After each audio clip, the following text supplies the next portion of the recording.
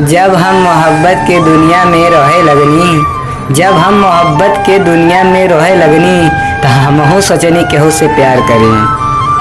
अरे यार केहू से प्यार तब पहली नज़र में भइबे कईल। अरे यार प्यार तो पहली नज़र में केहू से भइबे कईल, लेकिन ससुरी देखावत रहा चप्पल, लेकिन ससुरी देखावत रहे चप्पल। दिल हमार टूटल, वही लगले सारा सपना टूट गई।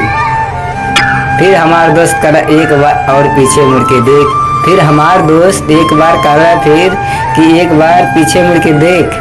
देखनी ससुरी हंस के और चुम्मा के इशारा करके गले लगावे की बात करत रहा। अरे अरे पानी में पत्थर मरबू तो बुलबुला छोड़ दे। अरे पानी में पत्थर मरबू तो बुलबुला छोड़ दे। अगर सच्चा प्यार के अगर झूठा प्यार तो करबू तो तोहर साथ छोड़ दे। सपना तोहार बिखर जाए, सारा सपना तोहार बिखर जाए, जब वो केहू के पास चल जाए, जब वो केहू के पास चल जाए।